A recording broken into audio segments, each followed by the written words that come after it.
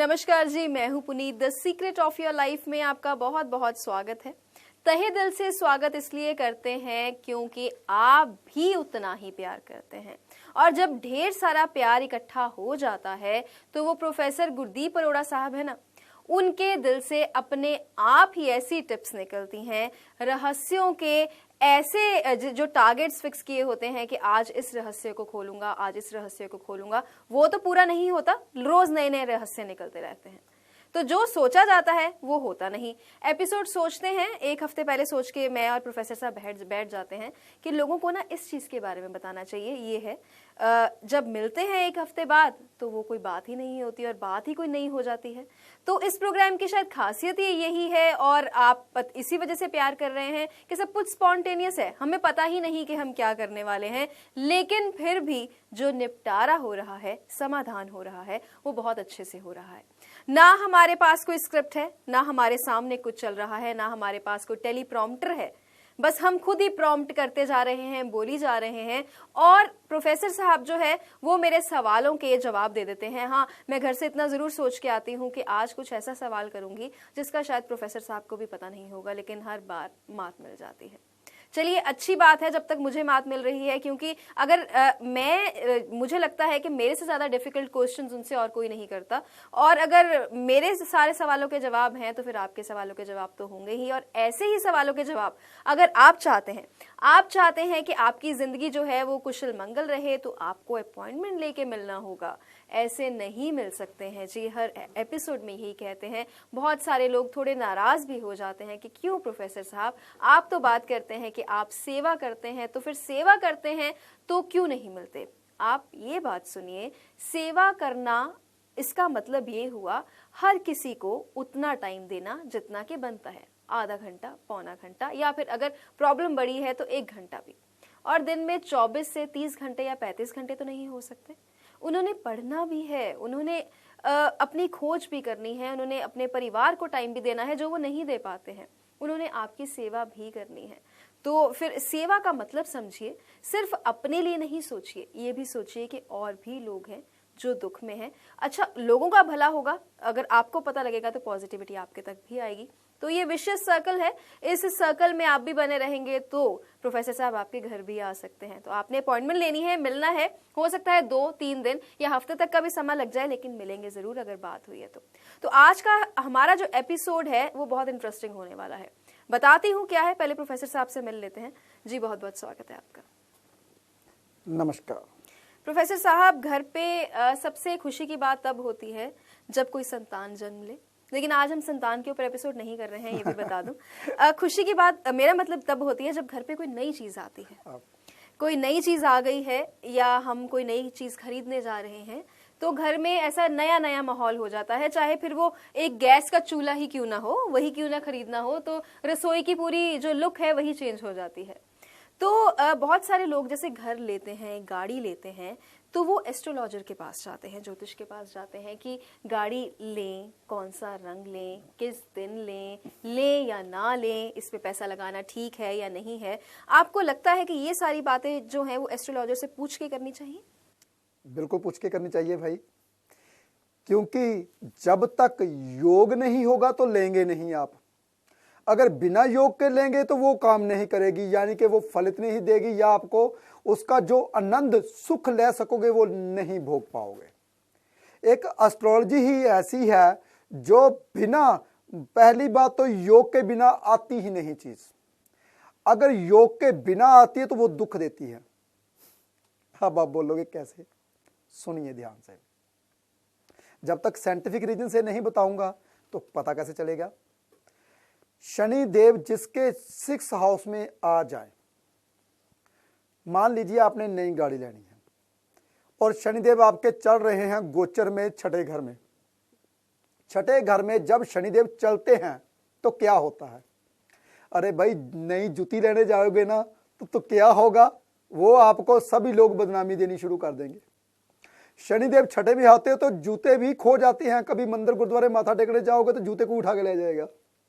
शनिदेव 6ठे में आते हैं तो कोई पर्स, कोई बेल्ट, कोई गिफ्ट आपको चमड़े का ही मिलेगा। समझिए आपके ग्रह खराब हो गए। शनिदेव 6ठे में आ जाए तो क्या होगा, हो सकता है कि नई गाड़ी लेके और नाली ठुक जाए। ऐसा होता है इन सबके पास, जो शनिदेव को देखते नहीं किस घर में चल रहे हैं और नई चीज ले लेते हैं। अब यहां पे सवाल करोगे आप, अगर शनिदेव छठे में हो, हमने गाड़ी लेनी, तो उसके लिए क्या करना चाहिए? ये तो पुनीत जी को पूछना चाहिए, कुछ ना कुछ तो करना चाहिए। प्रोफेसर साहब का इलाज बताया जाए। इलाज मैं एंड में बताऊंगा, पहले मैं आपको सभी सवालों के जवाब दे दूं जो इन्होंने पूछे।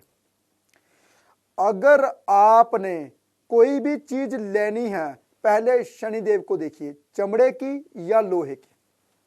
ये तो हो गई बात गाड़ी की। अब इन्होंने बात कही थी, अरे भाई अगर हम कोई शादी विवाह, वो तो जरूर देखना चाहिए, लगन कौन सा है, लड़की का लगन कौन सा है, लड़के का लगन कौन सा है, और वो लगन दिन में बली है या रात को बली है। अगर दिन में बली है तो दिन में शादी करनी चाहिए, अगर रात को बली तो रात में शादी करनी चाहिए। ये बहुत बड़ा ध्यान रखना चाहिए इन बातों में। तलाक की रेशो अभी इसलिए बढ़ रही है क्योंकि हम इन बातों के ऊपर ध्यान ही नहीं देते। अब कोई मुहूर्त करना है, कोई आपने देखना घर के अंदर प्रवेश करना है, तो भी देखना चाहिए कौन से नक्षत्र में, कौन सा नक्षत्र बली है। अगर आपका स्वाति नक्षत्र बली है तो स्वाति नक्षत्र किस टाइम आ रहा है, कौन से दिन आ रहा है, बुधवार को स्वाति नक्षत्र आ रहा है या कोई भी नक्षत्र आ रहा है, उस दिन को गृह प्रवेश करना चाहिए। अब आई बात ग्रहों के ऊपर, कौन सा ग्रह बली होता है जब कुछ घर बनता है। अगर घर बनता है शनि और शुक्र बली होते हैं, अगर जमीन बनती है तो मंगल बली होता है, अगर ब्याह शादी होती है तो मंगल कार्य होते हैं, मंगल नेक हो जाता है, गुरु जागृत हो जाता है। चलो शादी की बात आई, पहले मैं थोड़ा सा एस्ट्रोलॉजी की ओर ले जाऊं, नहीं तो सभी बोलते हैं एस्ट्रोलॉजी की बातें ही नहीं करते प्रोफेसर साहब। पुनीत जी ज्यादातर तो यही बात होती है, मेरे को भी लोग यही कहते हैं कि एस्ट्रोलॉजी की बात ही नहीं करते हैं। थोड़ा सा एस्ट्रोलॉजी में समझा दूं, क्योंकि उन स्टूडेंटों के लिए जो स्टूडेंट एस्ट्रोलॉजी पढ़ रहे हैं, शादी तब होती है जब कभी सप्तम घर के मालिक को या लग्न के मालिक को या लग्न को गुरुदेव देख रहे हों, उस वर्ष शादी होती है, उस मंथ शादी होती है जब कभी सप्तम घर के मालिक को, लग्न के मालिक को सूर्य देव देख रहे हों या गोचर कर रहे हों, उस मंथ शादी होती है। पहले मैं थोड़ा सा ये बता दूं, शनि ऊपर के ले जाऊं क्योंकि शनिदेव नाराज हो जाएंगे अगर शनिदेव की बात नहीं करूंगा। उस 2.5 सालों में जब शादी होती है तो सप्तम घर के मालिक को और लग्न के मालिक को जब शनिदेव देख रहे हो तो वो 2.5 सालों में शादी होती है। फिर गुरु की बात आती है, वो उस साल में शादी होती है। फिर सूर्य की बात होती है तो उस महीने में शादी होती है। फिर आई बात चंद्र की, वो 2 दिनों में शादी होती है जब कभी चंद्र भी ऊपर से गुजर रहे हों। ये शादी का गोच ऐसे बनता है। और साथ में दशा राहु की चलती है। देखिए आप राहु को बुरा बोलते हैं, वो शादी करवाता है। और साथ में अगर लड़का है तो शुक्र की दशा चलती है, अगर लड़की है तो गुरु की दशा चलती है। अंतर प्रयंतर सूक्ष्म में देखिए आप, जिन जिन लोगों की शादी हो रखी है, देखिए आप बनाइए, आप हैरान हो जाओगे ये कितना बढ़िया योग बताया प्रोफेसर साहब ने। ये मैं अपने आप को शादी का मुहूर्त निकाला। अब शनिदेव की बात करता हूं। जब शनिदेव गोचर में लगन में आते हैं तो उस वक्त आपका ग्रह प्रवेश होता है उस 2.5 सालों में। जब शनिदेव चौथे घर के ऊपर से गोचर करते हैं उस वक्त आपका सोने वाली जगह चेंज होती है। हो सकता है लगन में शनिदेव गोचर करे तो ऑफिस चेंज हो जाए, हो सकता है चौथे घर में के ऊपर शनिदेव गुजरे तो आपका मकान चेंज हो जाए। देखिए ऐसे योगों को कोई नहीं बताएगा जो मैं आपके सामने रख रहा हूं। और साथ में फिर दशा देखिए राहु की चलती है, क्योंकि सब में तभी तो मैं बोलता हूं 3 ही ग्रह काम करते हैं, गुरु राहु शनि, बस ये तीनों का खेल है। अब मैं सृष्टि के बारे में बता दूं, ब्रह्मा विष्णु महेश तीनों का खेल है।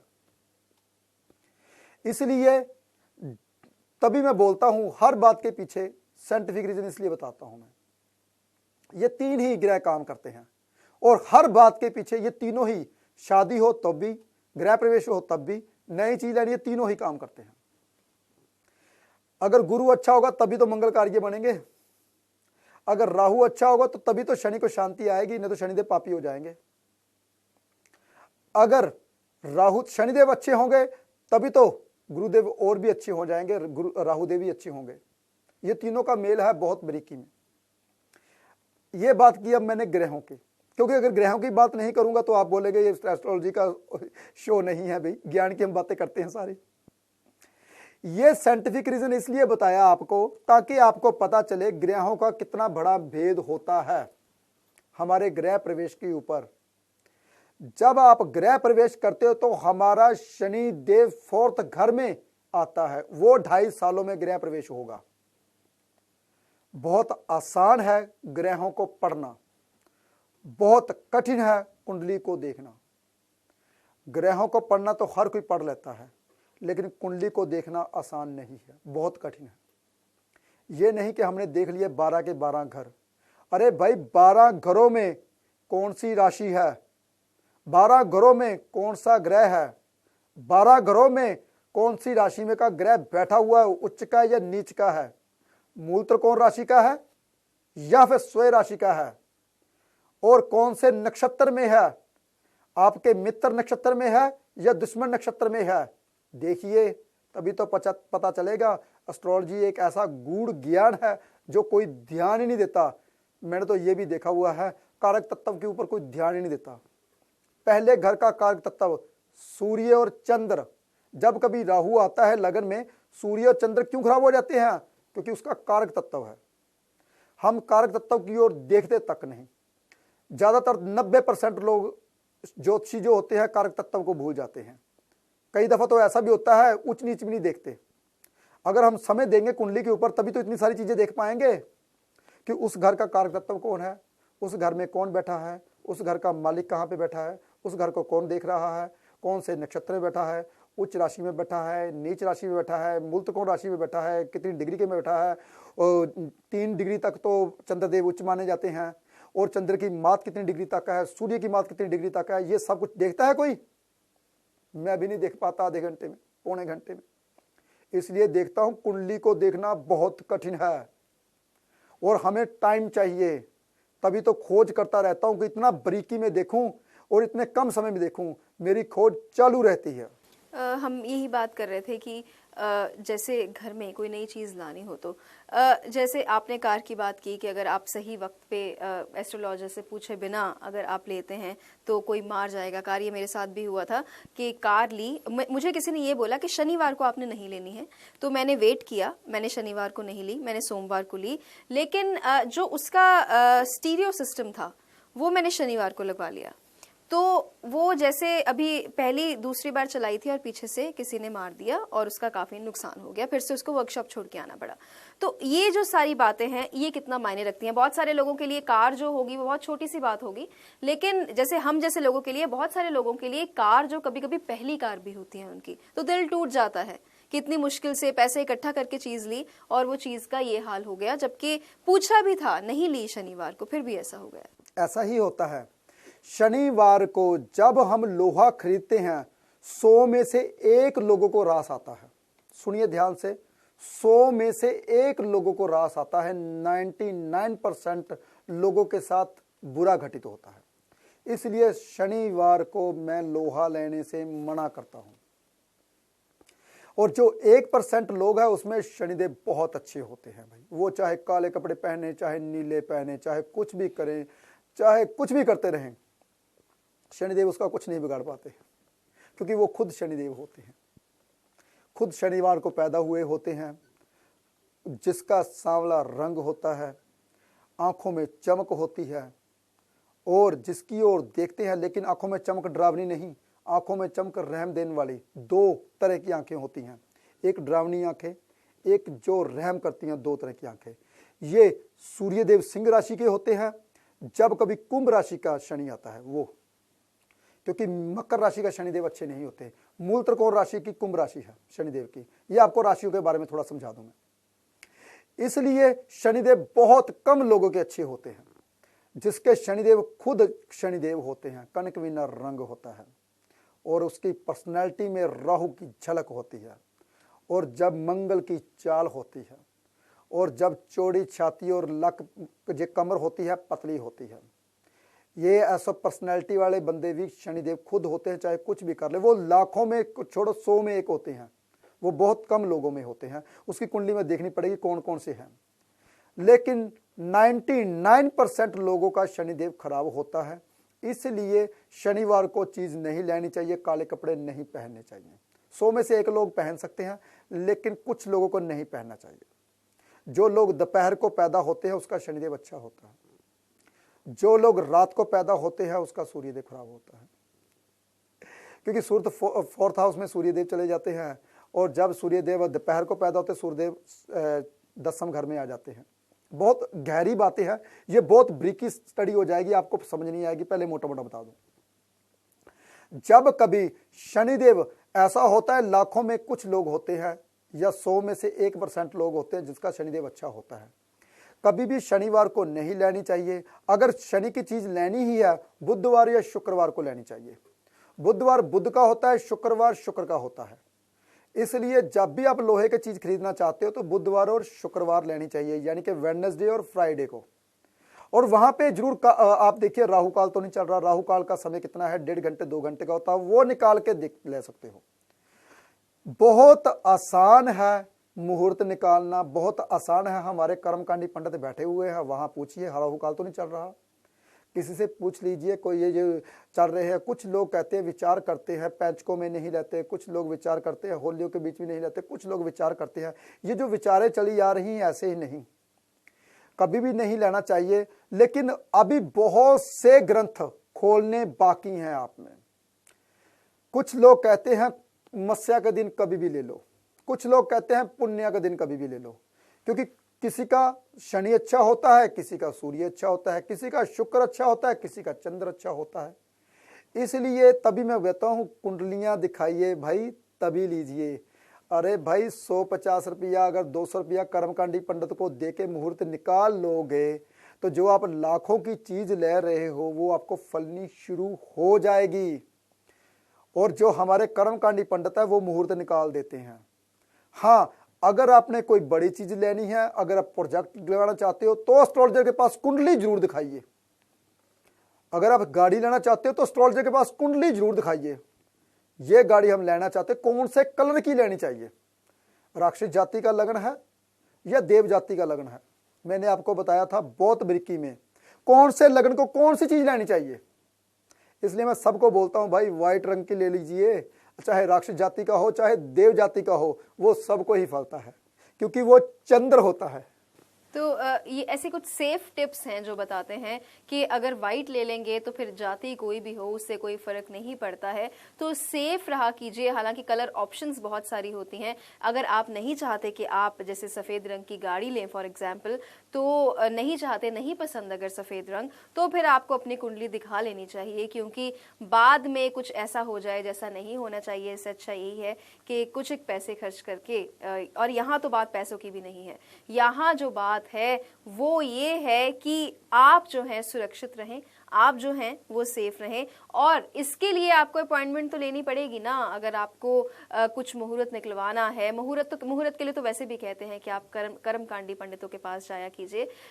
ऐसा नहीं है कि ये नहीं देख पाते हैं, लेकिन हर किसी की एक मास्टरी होती है और वक्त होता है। इन्होंने अपना जो विषय है ये कोई और चुना हुआ है, तो जिस विषय में ये काम कर रहे हैं उसी में ज्यादा कंफर्टेबल भी हैं, चाहते हैं कि उसी दिशा की तरफ जाएं, क्योंकि बात यह है कि बाकी भी लोग हैं और अच्छे अच्छे लोग भी बैठे हुए हैं। पुनीत जी, ज्यादातर तो लोगों को ये नहीं पता कि एस्ट्रोलॉजर, पंडित, ब्राह्मण, आचार्य में क्या फर्क होता है।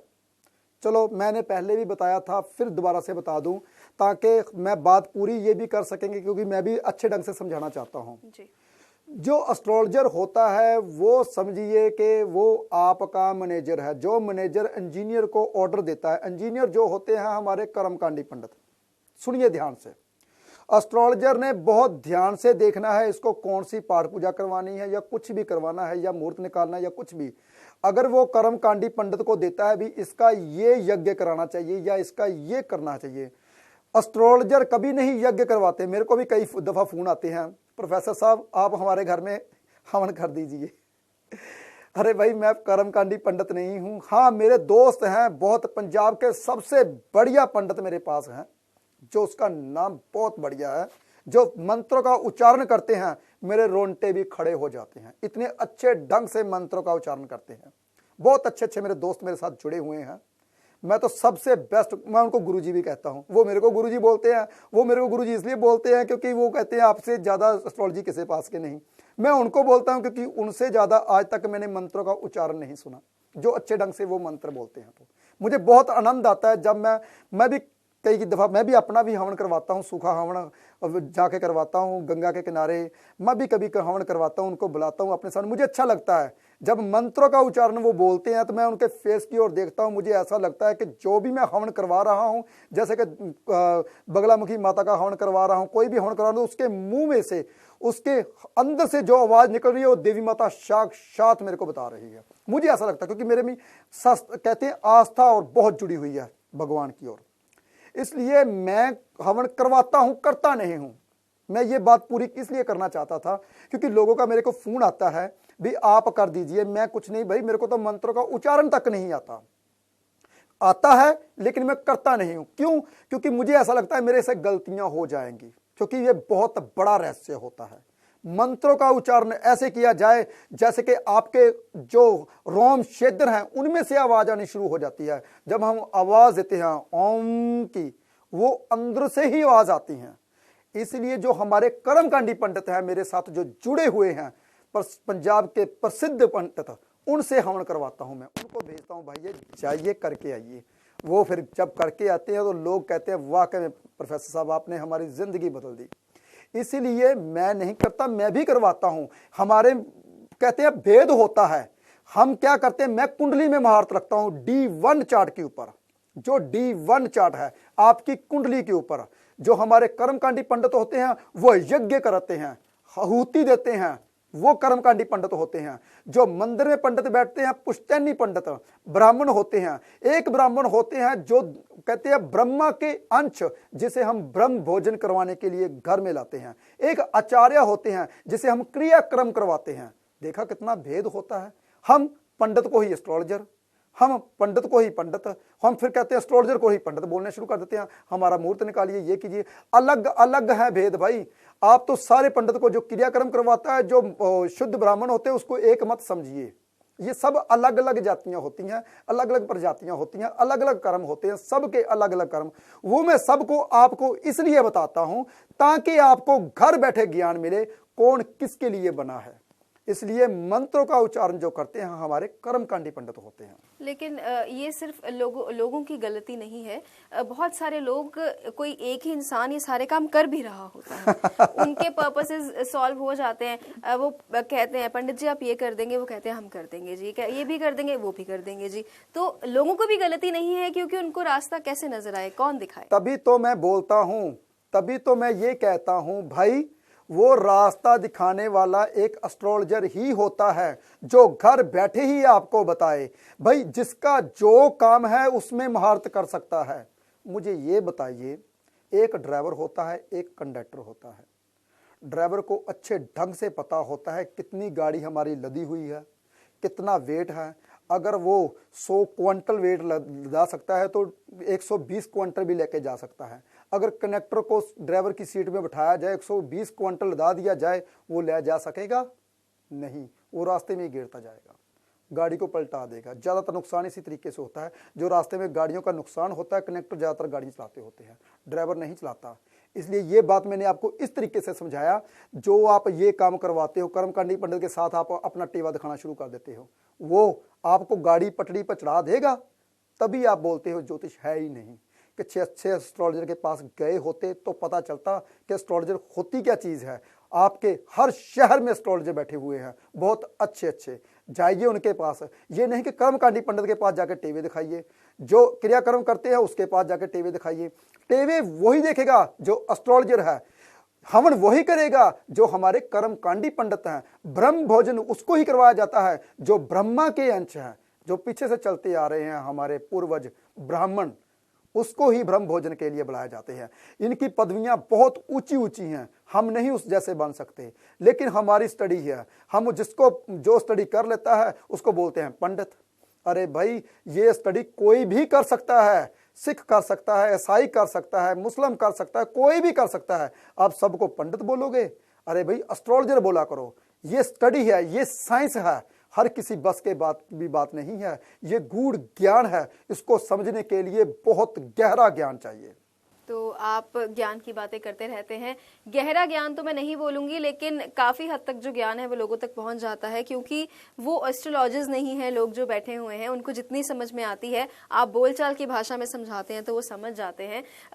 अब कुछ ऐसा सवाल मैं करने वाली हूँ जो कि बहुत लाइट लगेगा आपको, क्योंकि अब तक हम बहुत भारी भरकम बातें करते रहे हैं, और ये मैं अपने लिए भी पूछ रही हूँ। अभी हर छोटी छोटी चीज लेने से पहले हम एस्ट्रोलॉजर के पास नहीं जा सकते, ये आप भी जानते हैं।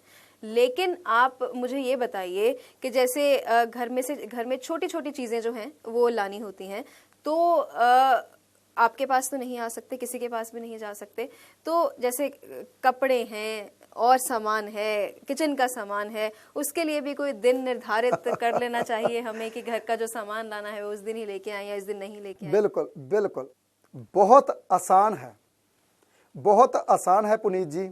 जैसा कि आप कपड़े खरीदने जा रहे हो, अरे भाई कपड़े किसके होते हैं? शुक्र ग्रह के। अरे भाई शुक्र ग्रह को लीजिए, यानी कि शुक्रवार को, बुधवार भी ले सकते हो। अरे बर्तन खरीदने जा रहे हो, कौन से बर्तन? पीतल के बर्तन, तो कब खरीदिए? गुरुवार को। अरे भाई बर्तन स्टील के खरीदने जा रहे हो, तो स्टील क्या है? राहु देव, तो कब? बुधवार को। अरे भाई चांदी के बर्तन कब? सोमवार को। बहुत भेद हैं। गिलासी है, कौन सी गिलासी? कांच की गिलासी, वाह भाई वाह, बुधवार को, क्योंकि कांच क्या है? बुधदेव। अरे भाई क्या खरीदने जा रहे हो आप? छोटी छोटी चीजें सबके बारे में बता रहा हूं, आप ये ना सोचे कि हमें नहीं बताया। चावल खरीदने जा रहे हो, सोमवार खरीदिए। गेहूं खरीदने जा रहे हो, एतवार खरीदिए, संडे को खरीदिए। अरे भाई हल्दी खरीदने जा रहे हो, गुरुवार को खरीदिए। जिस घर में पैसा नहीं होता, गुरुवार को हल्दी ले लीजिए। और क्या खरीदने जा रहे हो? चीनी खरीदने जा रहे हो, शुक्रवार को खरीदिए। मुझे लगता है कि इस पे हमें एक पूरा एपिसोड करना चाहिए क्योंकि लोगों को जानने में बहुत इंटरेस्ट रहेगा। मैं आपको बता दूं कि आप जब भी बैठते हैं इस एपिसोड को देखने के लिए, the secret of your life देखने के लिए, इस प्रोग्राम को देखने के लिए, आप एक कॉपी और पेन अपने पास जरूर रखा कीजिए। ये इस वजह से, वैसे तो हमारे प्रोफेसर साहब हर बात को रिपीट तो करते ही हैं, सो दैट बाकी लोगों को जिन्होंने नहीं देखा पहले का प्रोग्राम वो बाद में देख लें, जो नए जुड़े हुए लोग होते हैं। लेकिन फिर भी ये आप अपना नेम बना लीजिए, क्योंकि ऐसे एपिसोड्स आने वाले दिनों में हम बहुत सारे लेके आने वाले हैं, जिसके लिए आपको इनके पास आने की जरूरत नहीं पड़ेगी या किसी भी एस्ट्रोलॉजर के पास जाने की जरूरत नहीं पड़ेगी। घर बैठे ही छोटी छोटी चीजों का हल तो ऐसे ही हो जाएगा। और फिर उसके बाद अगर आपको लगता है कि अपॉइंटमेंट लेनी पड़ेगी, प्रॉब्लम थोड़ी बड़ी है, जो कि बात अभी तक नहीं हो पा रही है, तो फिर आपको अपॉइंटमेंट लेनी पड़ेगी और आना पड़ेगा इनके पास। बाकी जो रह गई है बात, जो कुछ बातें रह जाती हैं, जो हम कभी कभी ऐसे हम भी भूल सकते हैं, हम भी इंसान हैं, तो उसके लिए आपके पास मैसेज फैसिलिटी जो है वो बहुत जल्दी आने वाली है। कब आएगी जी? बहुत देर हो गई अब तो इंतजार करते करते। बहुत देर हो गई, सही बात है। आपको मैसेज फैसिलिटी तो अभी 2-4 दिन में ही आ जाएगी, अभी 2-4 दिन में आ जाएगी। लेकिन जो रामबाण मैं बना रहा हूं उसके लिए 2 महीने वेट करनी पड़ेगी जी। एक रामबाण की ये बात करते हैं, और रामबाण जो वो ऐसा रामबाण है जिसको हम कभी कभी संजीवनी बूटी भी कह देते हैं, लेकिन जब तक वो नहीं आता तब तक उस पर ज्यादा टिप्पणी नहीं करेंगे, सिर्फ इतनी बात कहेंगे, वो आपके घर आते ही ऐसा कुछ हो जाएगा कि घर बैठे ही जैसे ये एपिसोड काम करता है वैसे ही वो संजीवनी बूटी काम करेगी। काफी कुछ आपकी समस्याएं उससे हल हो सकती हैं, ऐसा प्रोफेसर साहब दावा करते हैं। और फिलहाल जो आज के प्रोग्राम में इतना ही है। धन्यवाद कहने से पहले इतना जरूर कह दूं कि अपना ध्यान रखिए। नीचे नंबर फ्लैश हो रहे हैं, अपॉइंटमेंट जो है वो जरूर लीजिए, और इन नंबर्स पे आप फोन कर सकते हैं, क्योंकि नंबर्स आपके लिए हम फ्लैश करते रहते हैं। तो कॉपी पेन लीजिए, नंबर नोट कीजिए, टेक्नोलॉजी का जमाना है, मोबाइल में फीड ही कर लीजिए, तो आप जब मिलने आएंगे तो आपको खुद पता लगेगा कि पॉजिटिविटी होती क्या है। आज के लिए इतना ही, धन्यवाद।